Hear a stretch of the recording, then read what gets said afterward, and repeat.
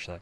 Um, so, welcome everyone to Wizened Warblings. That's what I decided to call this, Wizened Warblings. How do you feel about that name, Chris? So, It's could be worse. all right. This is the name of my podcast series, which is not really a series because I'm only doing one of them. But maybe in the future there will be more. And today I'm going to be talking with Chris Sparks at Sparks Marks on Twitter. I've known Chris for like 10 years. Yeah, thereabouts. Just sounds about right. Yeah. Chris was a poker pro back when I was a poker pro. Chris still plays poker. Um, and he's become a productivity coach as well. He is an incredible productivity coach, and we'll be talking a little bit about that. We'll talk about Burning Man too, because Chris really likes Burning Man. We're just going to have a conversation for an hour. It will be fun. So, Chris, do you Yeah. remember, do you remember when I sent you the message on 2+2 about traveling in Rome? That was my first ever interaction with you.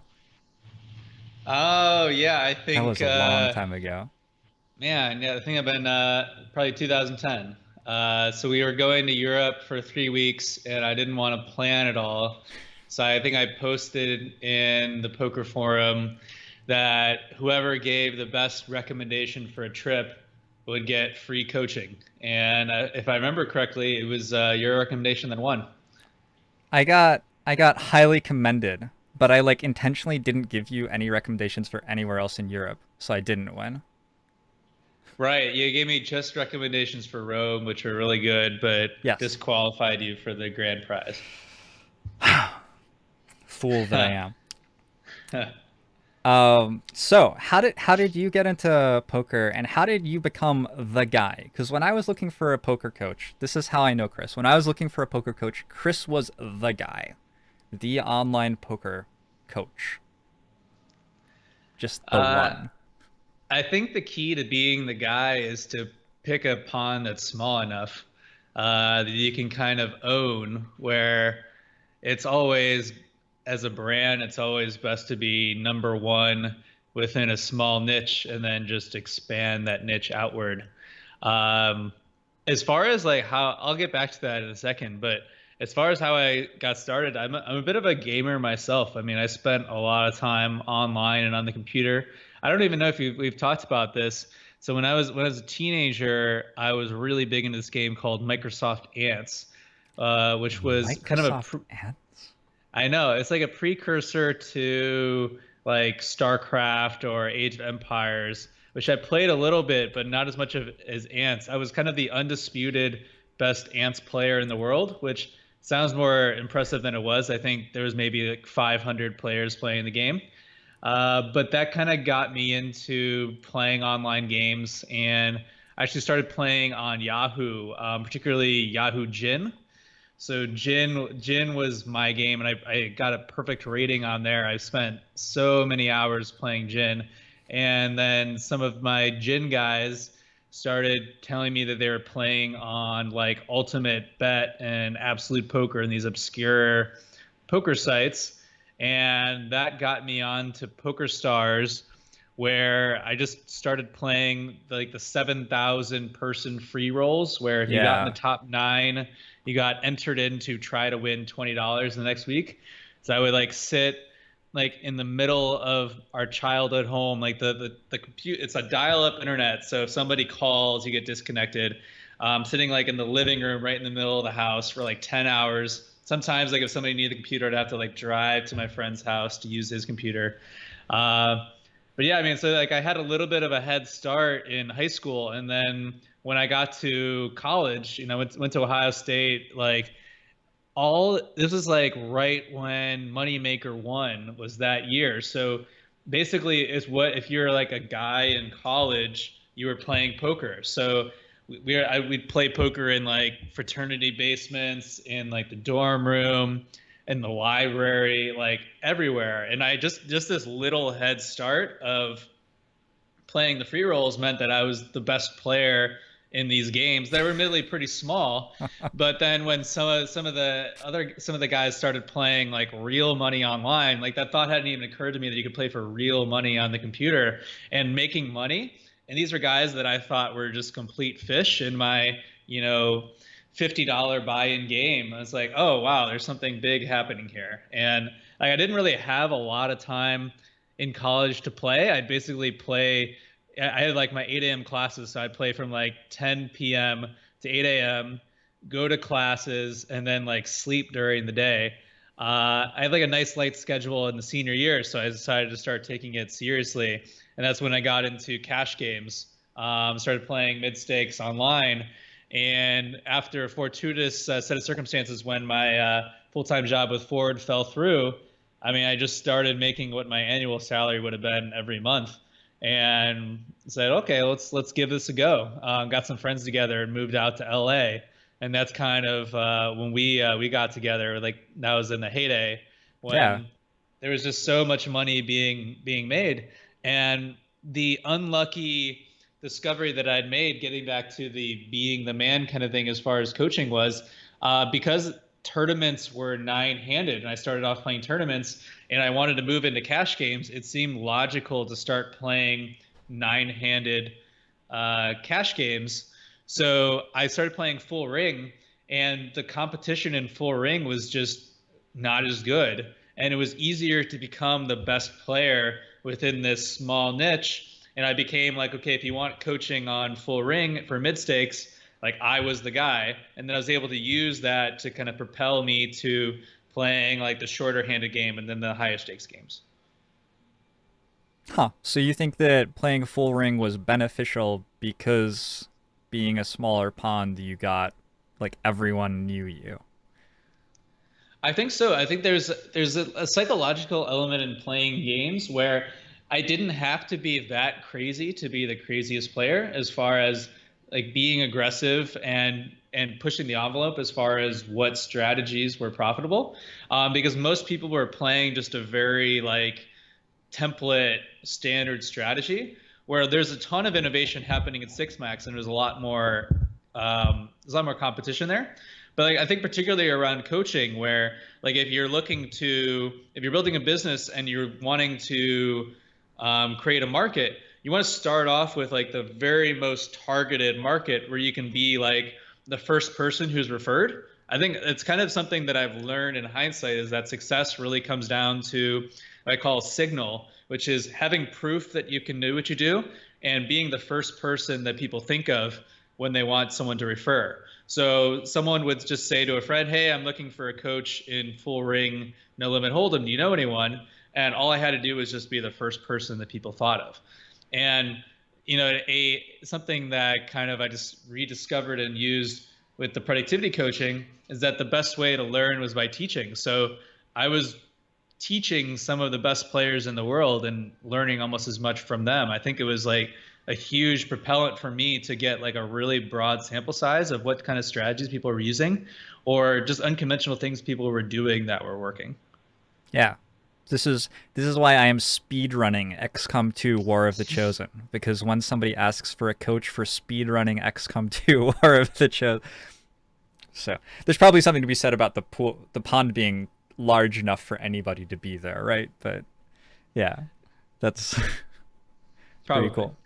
So you still play? Oh, and for people who have no idea what we're saying, you play either heads up poker where there are two people at the table, and that's sort of the most aggressive, improvisational, swingy sort of type of poker you can play.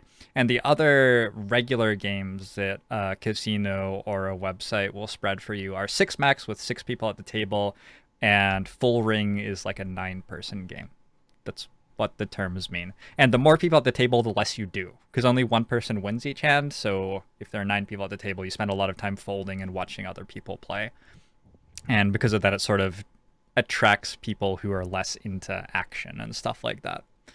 Fair to say? Yeah, Yeah. that's about right. All right. So you're still playing some poker here and Uh, there?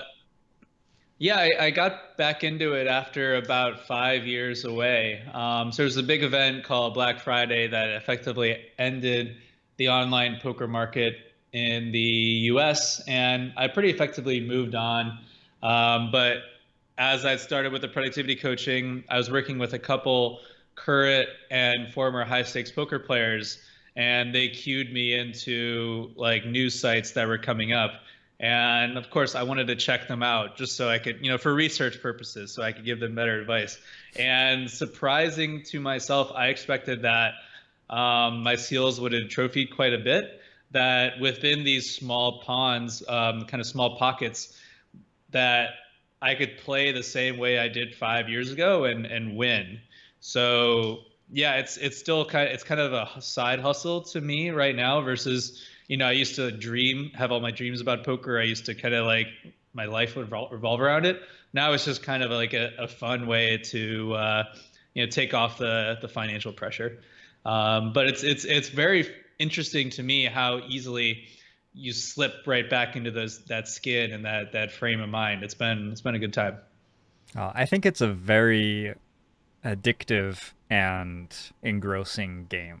Like when you play it professionally, you try to pretend that it's your job, and like you set your hours or whatever, and you calculate your hourly and stuff. But whenever I actually sat down to play, it was like hitting all of the dopamine receptors and engaging me emotionally and getting me invested.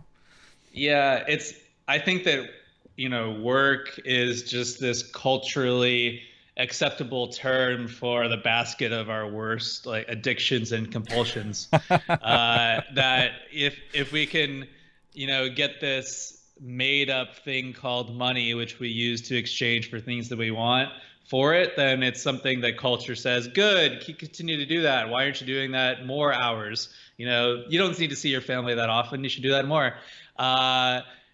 I think, yeah, that a lot of what makes productivity is subjective. So, yeah, I think easily a lot of people who play poker do so out of that addiction and compulsion. And I mean, I was a losing player probably for a good couple of years. I mean, nothing crazy because, I'm in college. I don't really have that much money to lose. But you need to be addicted for long enough to get good, right? You have to stick with it. And I think that's true of anything in a sense, is that it's tough to get really good at something you don't really enjoy. And addiction is just kind of like a chemical reaction to something that makes you feel good. Yeah, it's certainly true in poker, and definitely those feelings are getting reactivated again. I mean, I don't get that sort of feelings about doing a spreadsheet or writing a blog post. That's for sure. Spreadsheets are so much fun, though. Disagree with you on that. Spreadsheets are wonderful. All right, so after Black Friday, you spent like what, 3 years or something just traveling and having a good time. Is that fair? I like to think of it there's a bit more than that. But yeah, it was 2 years of travel and really fast travel. I went to 65 countries. So I was in a new city every 3 or 4 days for a couple years. And I read a lot of books. I do think that was incredibly useful. So it was a period of learning and growth. A lot of it, I was traveling solo, and I wouldn't know what I was doing until I landed at a place. So you're out of your comfort zone. You meet a lot of people. You have a lot of new experiences. Same time, I'm reading a ton of books on a lot of different subjects. So I think that I overcame a lot of my, let's say, slow bloomer stuff from sitting behind a computer basically for my whole life, which was really useful in terms of personal growth and self-discovery. But yeah, that's a decent summary of traveling and having a good time. I think it was like my perspective was, this is something that I know I want to do. There's people always talk about a bucket list, but I had thought that the end goal of being a successful poker player was I had this I don't know if I'm allowed to swear, like FU money that I never had to do anything again. And what does someone do if they can just do whatever they want? Oh, well, they like travel the world, and if they get on their yacht and go around the Mediterranean. I did not have a yacht. I was in hostels, but it seemed to me like it was the end of the game. Like I had won. And yeah, at a certain point, after seeing a certain number of places and meeting a certain number of people, it felt like diminishing returns. I still love travel, but it was kind of like a means to an end for me rather than the end I thought it was. Is that is that what most of the people you've talked to who have been successful at poker have wanted at the end of the tunnel? Like, I'm gonna just have all the money I ever need, and I'm gonna do the stuff I want to do. I like the job. I like the joke about entrepreneurship where it's working 100 hours a week to avoid working 40 hours a week. Yeah. And I think there's Yeah. some parallels there with poker, and that I think it seemed to me like the driving factor for a lot of these guys, and let's be honest, it's 99% guys. Uh, they don't want to have to work for anyone else. They really want this autonomy. And it was basically like if it wasn't poker, they would find some other way outside the system to sustain this lifestyle. Hey, You kind of see it as well in the court of like it come like the coconut millionaires, like where they start these arbitrage online businesses doing like, SEO, SEM, like remote design work kind of thing, and then they move to Thailand, and it's okay, what's the minimum I need to do in order to, pay for my $1,000 a month lifestyle in Thailand. I think there's some parallels there, but poker just happened to be, way more lucrative, and the more it's life's pretty efficient in terms of a market. The more the money that's floating around, the smarter people who were attracted to it. So you had this like first kind of old school flow of people who were just like the hustlers. Like I said, they were doing pool and backgammon and parcheesi. I don't know what else you do for money for fun. And like poker was just like another hustle. And then you had like these really sharp, like math oriented guys who like it was just a market that was inefficient that could be solved. And they kind of blew the first group out of the water. so you like ran through poker and then you took your years on personal growth and then you ended up as a productivity coach somehow. How did that how did and what are the crossovers between what you're doing in poker and what you're doing as a productivity coach now? Yeah, I think the moment that it began, I was doing the Thailand thing. I was sitting on a beach at a bungalow.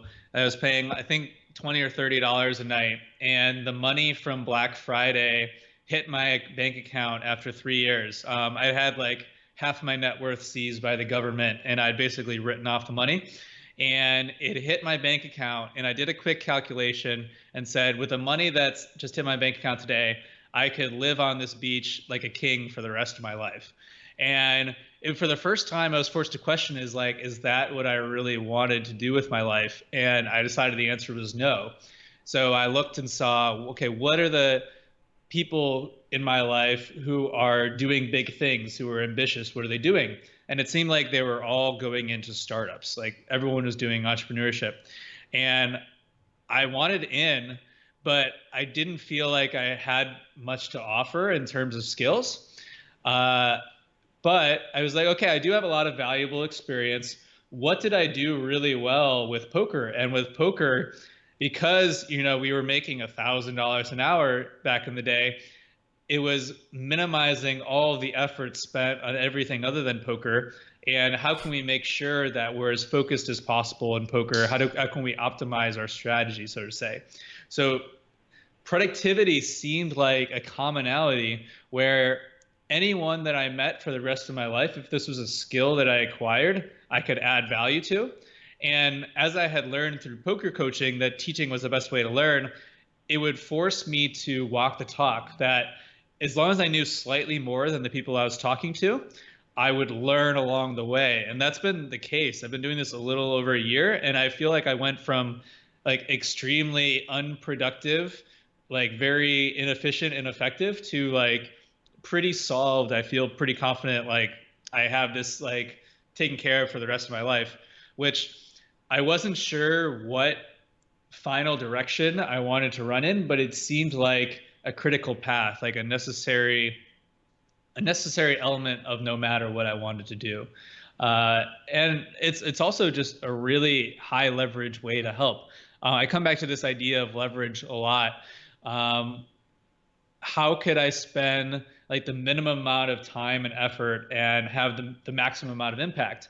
And my thought was that if I could find people who are going to do really big things and just throw some lighter fluid on there, that would have a larger net impact than I could ever hope to make on my own. Yeah, we think about so much of this stuff very similarly. It's fascinating to hear your take on it because it's like within 5 degrees of a full circle from how I'm thinking about all of these things as well. A lot of the impetus for me to create an online community is to like try to support and teach people who I think are going to do awesome things for the world. And I make fun of the people who are watching this broadcast all the time because we have a nice little ribbing each other sort of thing. But I really think that like the people who are tuning in are like generally going to be on their way up in the world doing really awesome things. A lot of them are like people in college studying and thinking about what they want to do with their lives, and I get to be here like hopefully making a positive impact and like steering on a cool trajectory. And so yes, it's like I think a lot about what I'm doing in terms of a similar sort of thing, except like maybe slightly more broadly and slightly less impactful compared to what you're doing.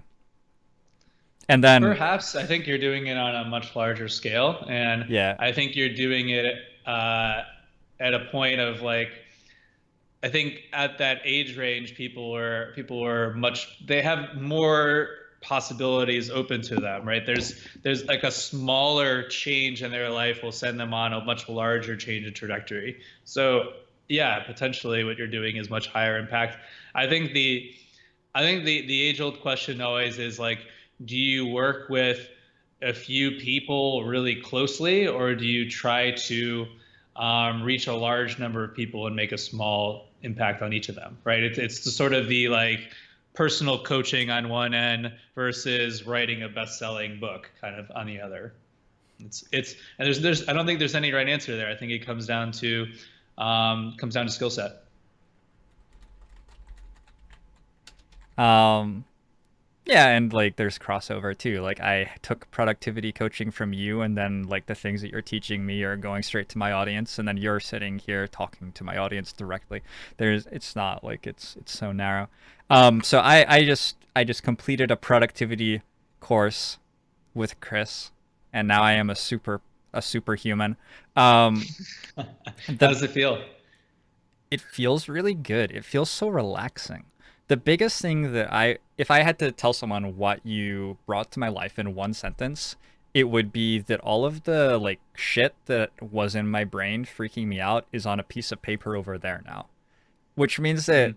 it's like still there to deal with, and I can go deal with it whenever I'm ready to, but it's not in my brain all the rest of the time. It's like complete peace of mind knowing that every day I'm performing like basically at the threshold of how well I can perform, and just not worrying about all the other hurdles that would get in the way on a day-to-day basis. So my very small takeaway from Chris's coaching that I would send to people would be, have a planner, have a place where you write down your ideas, schedule notifications for yourself when there's something you have to do, just schedule a notification for it in advance.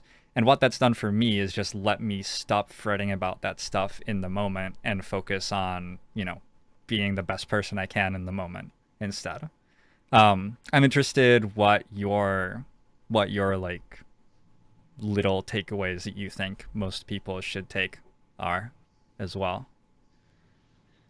I love the way that you put it. I think that was one of the most surprising things for me when I started doing this is that I thought the real effect was this, how can you get people to do more? How can you make progress faster? And I realized that it's obtaining this feeling of control over your life, that you know what needs to happen and that things aren't falling through the cracks. And I find it's regaining, I call it like this posture that I have all the time in the world to do what I need to do, and just going at things very methodically and knocking them down. And this feeling of control comes from having things captured. Like the brain is a really poor storage device. So anything that you could want to do is written down somewhere. Anything that you need to know is stored somewhere. And then just taking that decision, okay, this week, what would make a great week? Like if I got this, let's fast forward a week. If I look back, what did I get done this week that made me feel awesome about what I did? You can do the same thing on a daily basis. So it's okay, thinking tomorrow, what would I say about today that, wow, today was an awesome day, and how can I make sure that that happens? The next hour, the next minute, etc. It's knowing what you want to do with your life, which seems like such a big thing, but you have the ability to course correct. The hardest thing is just starting, having a reason to move. So I say always, like, take your best guess at your goals and what your priorities should be, and think about like what's the very first step towards moving there, and just do it. And once you're moving along the way, you'll see the next opportunities. But it's how can I get myself started as quickly as possible? And the main habits, as I said there, are capture. So like anytime you have an idea, capturing it, you could always go back later. Anything you might want to do, anyone you might want to talk to, writing them down, and then planning it out, planning out your week, planning out your day. Of those things you could be doing, what would be the best to do today, and just forgetting about the rest for the meantime. Because like as you were saying before, once you know that it's been captured, that it is somewhere, it eliminates the stress of, oh man, there are just so many things happening and I can't keep up. Is like doing things in serial. You can only do one at a time. And the hope is that whatever you're doing at any given time is the best thing. And if not, just by being aware of it, just by paying attention, you'll get better over time. It's like, as long as you're on track, you'll make progress. Yes. That's like, yeah, words of wisdom. I just feel like even beyond the things that I have to do in a day, like the things that I care about as a person, like the things that I want to achieve in a project, all of these things are things that I can just use organizational tools to present to myself, so that when I like forget or get disoriented or get stressed out or like have had a really long day and can't remember or something, I can just go look and it's like, hey Steven, this is who you are. That's what's important to you. Um, you know, these other things that you're stressed out about just don't matter that much. Or maybe they do matter that much and I need to fix them. It's been good. It's been good. Probably people have to learn this from you, not me though. I think it's something that definitely can be taught, but I think people can easily learn on their own. And there's so much information out there on productivity. I think that finding somebody who's a peer who's doing something similar to you to hold you accountable, that you can kind of compare notes, is a great way to accelerate your progress. But I don't think that knowledge is the limiting factor on any of this. It's application. So Mhm. if you have something that's important enough, it will get done. So that's the first thing, is find something that's important enough to you that gets you moving, and you'll figure it out along the way. And learning in real time. So you get stuck, you realize, oh, I wish I had a way to keep track of my schedule. Okay, well, there's a million articles you could read on that, but you don't really need it until you run into that as your bottleneck. None of this stuff is rocket science. I think the biggest value add that I add as a coach is just asking good questions. I think of it as like casting light on previously invalidated assumptions, things that until I ask the question, maybe the person hasn't thought about or hasn't wanted to think about. And thinking about like what's your biggest bottleneck right now, what's in your way, and what's one thing you can do now to try to eliminate it, to try to make some progress. And that's all it is just one little step a day. Yeah. I think you're selling yourself short. My experience was more like, so I have a nerve in my right arm that's dead. It like got pinched by my spine at some point, because your nerve goes all the way into your spine, and I had a rock climbing injury where I fell on my head basically from like 15 feet in the air on pads. So like I didn't realize I was hurt, but it pinched this nerve, and my nerve is dead now. And I started getting really poor back pain because of it.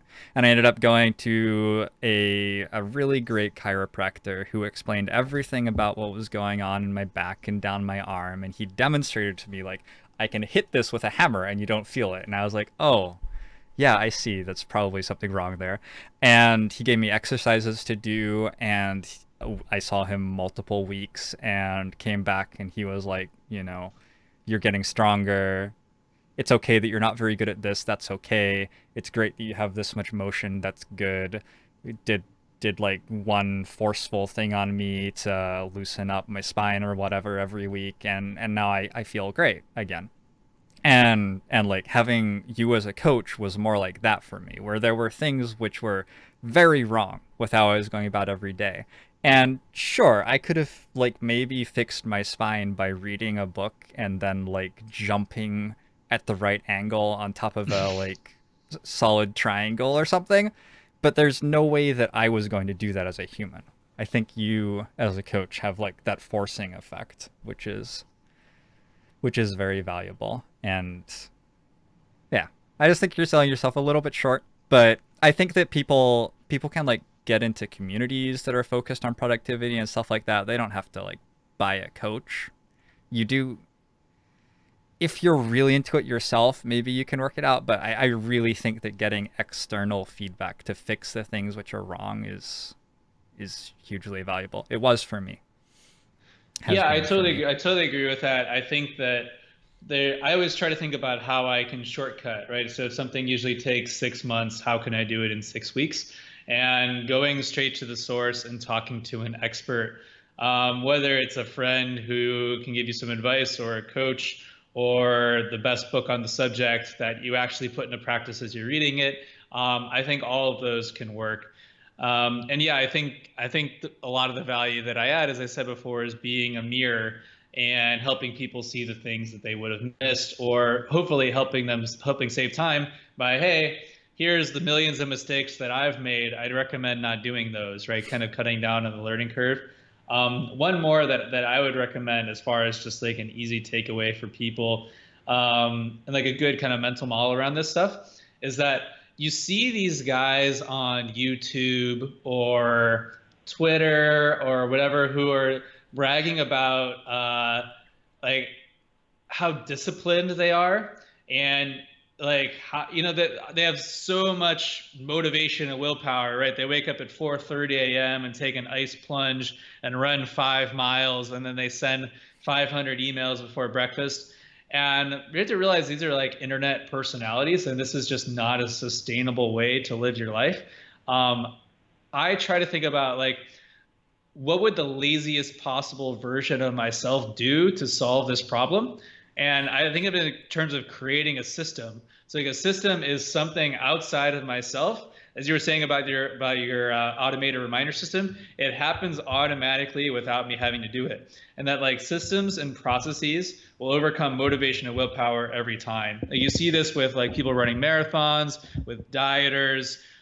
People go, okay, New Year's Eve, today's the day. I'm gonna just like solve all of my life today. And it just doesn't work like that. It's not sustainable. And that's why like the way that you change your life is like one small step at a time. So knowing what your goals are and thinking about what's the biggest difference between the person I am now and the person I need to be to achieve this goal, and like what's one thing that I can do today to like eliminate that bottleneck, to like take a step in that direction. And that's a sustainable way to do it. And that's how you actually stick with it, is that one small step a day. And what people don't realize is that these gains compound. So like 1% improvement every day is a 3,000% improvement in a year. They really add up. So yeah, thinking about like, how can you do this at home? It's, how can I set up a system that I make sure I make progress on this every day? For me, it usually comes down to a habit. So it's like, what's the thing that if I do reliably, I'll make progress? So if my goal is to become a professional chef and I didn't cook dinner last night, why not? That was a great opportunity to cook and learn something. If I'm a writer and I went to an amazing concert and I don't write about it at all, why not? That was a great opportunity, right? So it's what's the habit, what's the thing that I can be doing every day that puts me on that path no matter what. Okay. So, the reason that we're here, the reason that I suggested this conversation was you were telling me about Burning Man, and Yeah. so you said that you've planned your year around Burning Man for the last 5 years. Is that last three Yeah. years? Yeah. How's the light? I have Oh, a light sitting next to me. you're in I darkness. got like a candle light, a little macabre look. Give me 30 seconds of Okay. dead air, and I'm gonna fix the light situation. Okay. I was okay with you just being like a dark wizard, but okay. I use the dark arts whenever necessary. Be right back.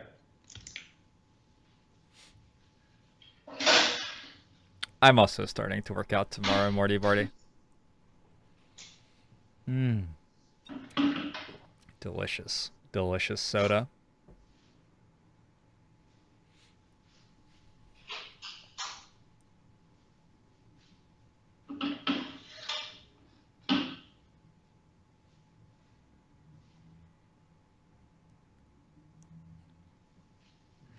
No, it's not at all about physical exercise.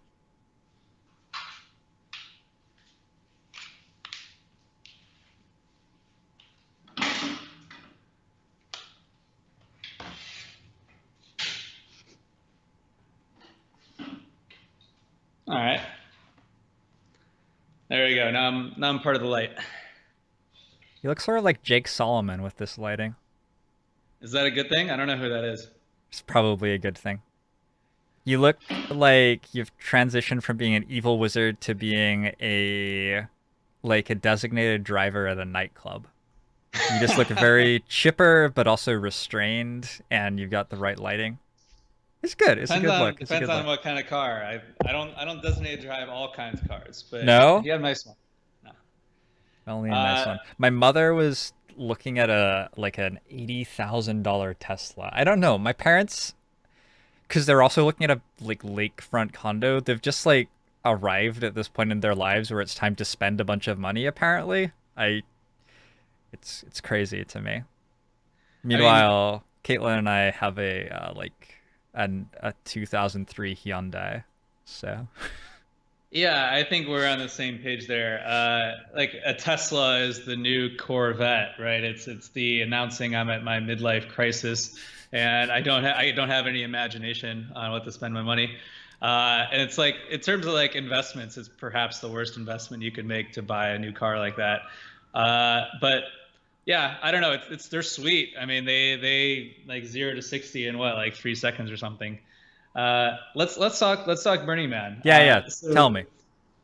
So yeah, as you're saying, I mean, I traveling around the world for a couple of years. I live in New York now. I have a lot of fun here, but I mean, Burning Man's the highlight of my year every year, and I mean, I plan around it. And it's been 2 weeks since I've been back, and I'm already planning for next year. So yeah, it's a big part of my life.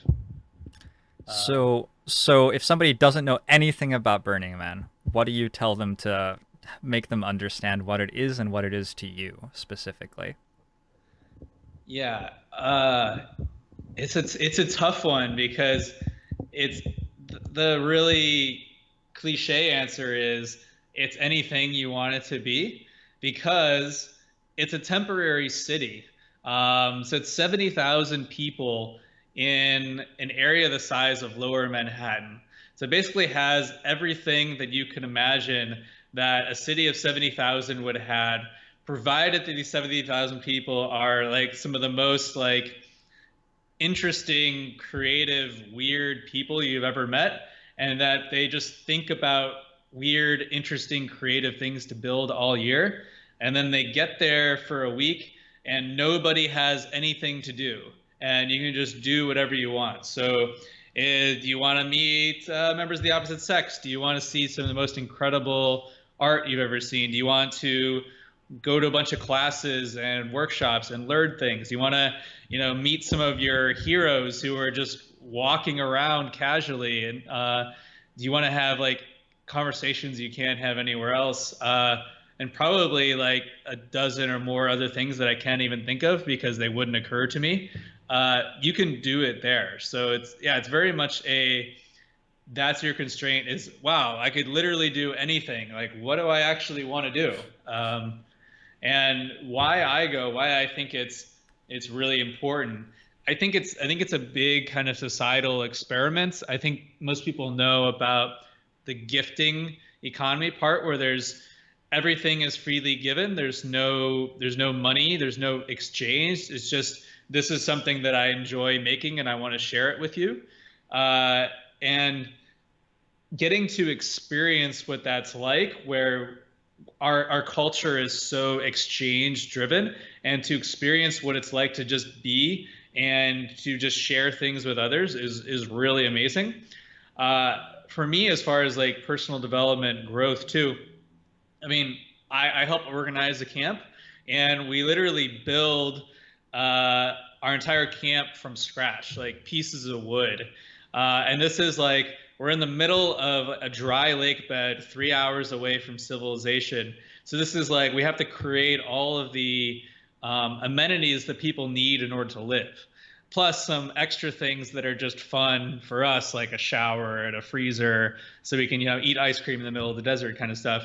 And those are things that I never would do normally, but doing it with some of my best friends in a really challenging environment is just a really great way to bond and get closer and see what we're made of. And it's sort of like a trench friendship kind of thing, that like just building things with friends and creating it and then sharing it with people who are just overjoyed is really fun and really rewarding. And I think of everything, that's what keeps me coming back, is like the opportunity to participate like that. Do you think you'll be still building a shower for yourself at Burning Man when you're 70? Probably not. I think everyone talks that it's going to jump the shark. I'm sure it will jump the shark long before then.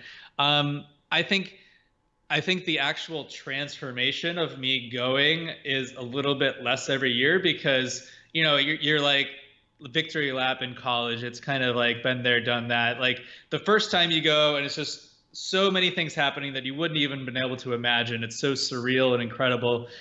You can never recapture that magic. But what always will keep me coming back is helping to facilitate that experience for others and helping others to kind of experience that magic and to like find a version of themselves they didn't know existed, to kind of be the truest form of themselves. That's just so rewarding to me, and I think that's what keeps me coming back. I don't know. I don't know how long it'll go. I mean, I said I'm planning again for next year, and I take it 1 year at a time. Okay. I'm reminded there was a guy who went on a nature walk, and it was guided by him. And he was, I would guess, 60. And he had 3 teeth, I believe.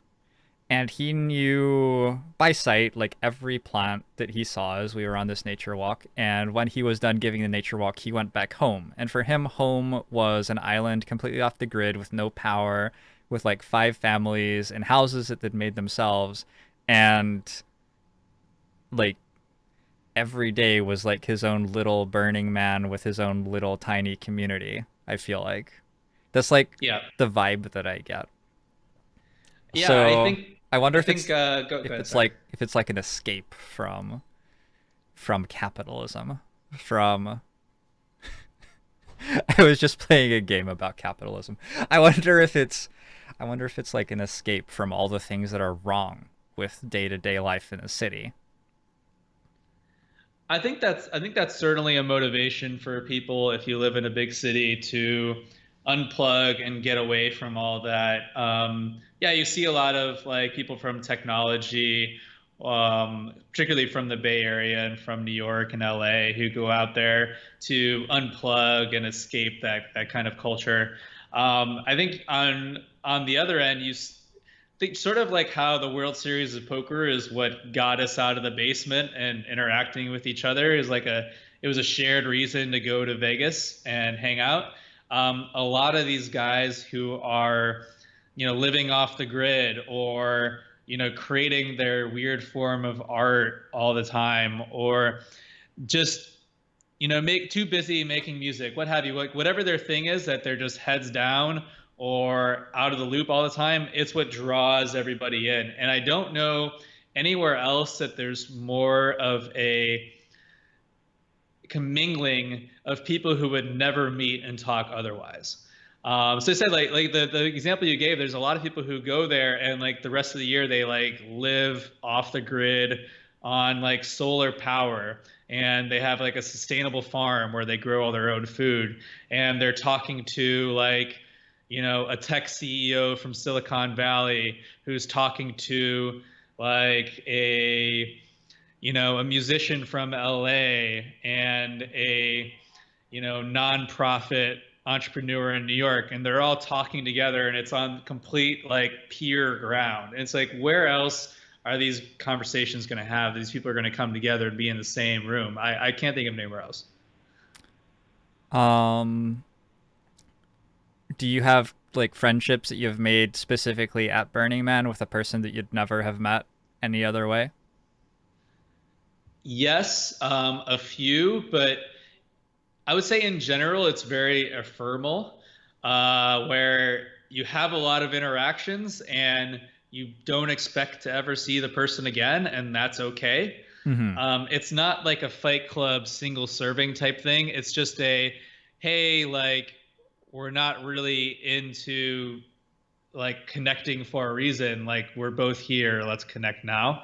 Um, so I think it's much easier to reconnect afterwards if you're in the same city, or if you're camping nearby and get someone's contact information. So that's definitely what happened. Like some of my best friends I've met through Burning Man, but I think it's very much a like just sort of how like everything burns at the end of the week. All the art pieces get set on fire. There's a temporary ephemeralness that this is like we're here now and this might not last, so let's enjoy it. That I think is really nice and freeing. That you don't have to worry about staying in touch. And strangely enough, there's a lot of like serendipity where you didn't think you would see the next person again, and like you see them walking down the street in New York, or a friend introduces you and say, "Hey, you should know so and so," and you're like, "Oh wow, we actually met already." There's a lot of that weird kind of serendipitous stuff that happens too. Hmm.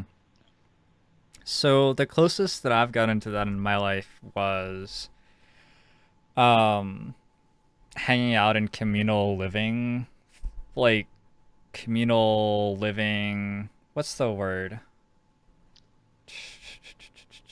Not wholesome, but like the more LA version of wholesome. Holistic?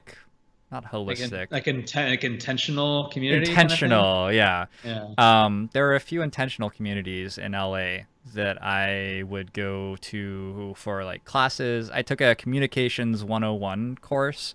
It wasn't like I got a grade or something, but there was a professor of communications who lived in an intentional community in LA, and he just on weekends would, give intro to communications to people who wanted to stop by. And so it was me and like a 30-year-old film student and a 60-year-old skater guy who just hung out at the house, and we like learned communications together and chatted and went on our ways. I I wonder if you look for that sort of stuff the rest of the year while you're in New York. Are you interested in like trying to make that a thing that happens on the weekend, just amongst people in your neighborhood? Or is it something that is really a once a year thing at Burning Man?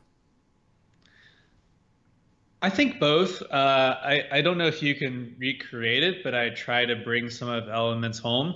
I mean, certainly there are events that are Burning Man themed in New York that I like to go to, and I try to create some of that atmosphere here. I mean, for example, like we host a decent amount of events at our apartment, for friends and friends of friends, and it's a very strict like no business card policy. Like no one here discusses work. Ideally, you don't know what the other person does. You're all kind of meeting at a peer relationship, and you're building friendships before exchanges.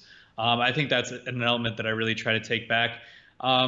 and I think a lot of the aspect of just kind of shaking my worldview that happens at Burning Man, I'm always trying to replicate, whether that's having a new experience or an interaction that I wouldn't normally have, stepping left when I might normally go right.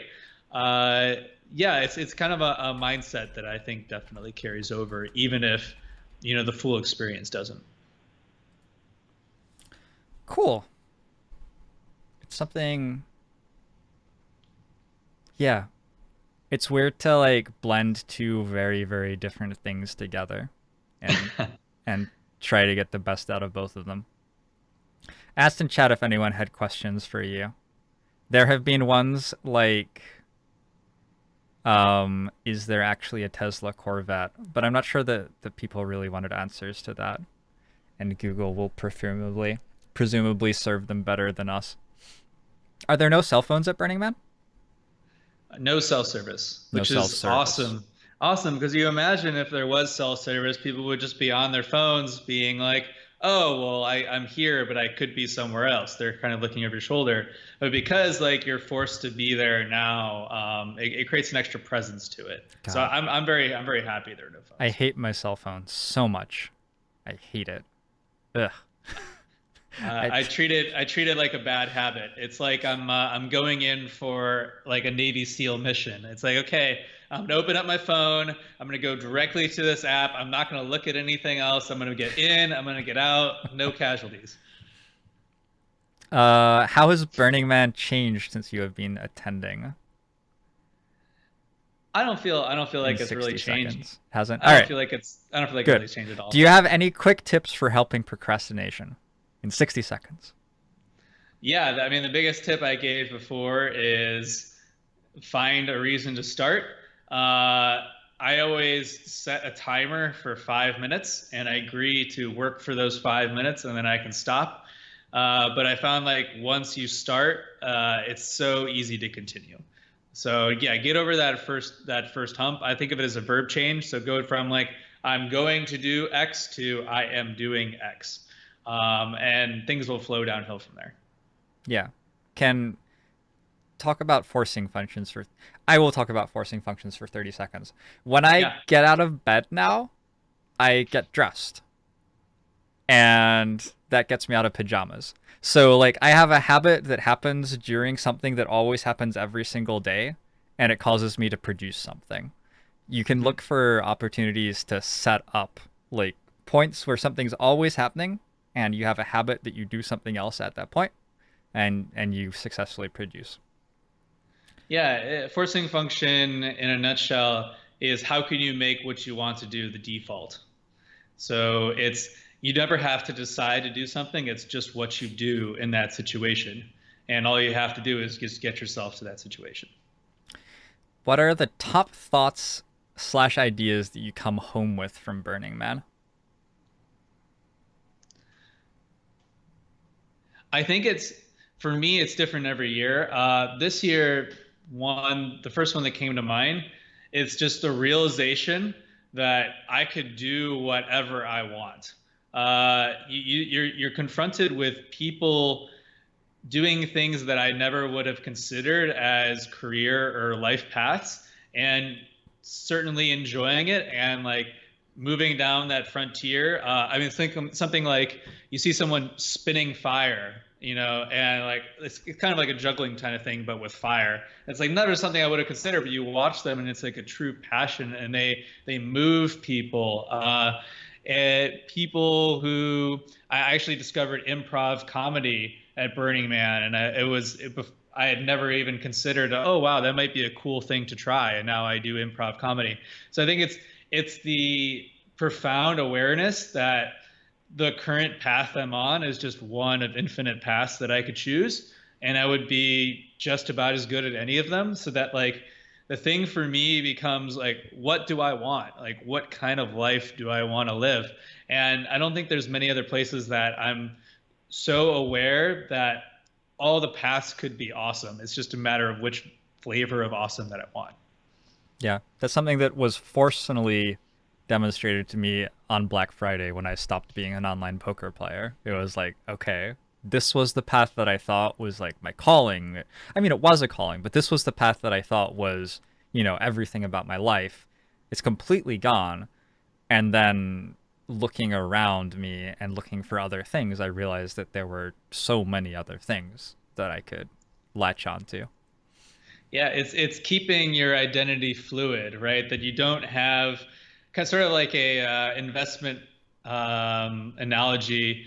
You don't put all of your identity in one basket. You want to diversify, right? So if your entire life, as it was for us, is around poker, and the carpet is pulled under you one day, and no longer there's poker, like that's gonna be a hard hit. So it's how can you keep your identity fluid so that like no one part of you is too attached, that you can easily pivot as the circumstances allow. All right, Chris. Well, I have Dungeons and Dragons to play. I am a level 1, no, a level 2, sorry, a level 2 forest gnome from the Marmalade Forest, and it's very important that I go be that thing for the next 5 hours. um, As we're saying, I mean, there are many paths, and all of them are amazing. Thank you so much for joining me. This has been a lot of fun. And you guys can follow Chris on Twitter at Sparks Remarks. Do you have anywhere else you would send people to check out more of your things? Medium, maybe? For productivity, it's theforcingfunction.com, theforcingfunction.com.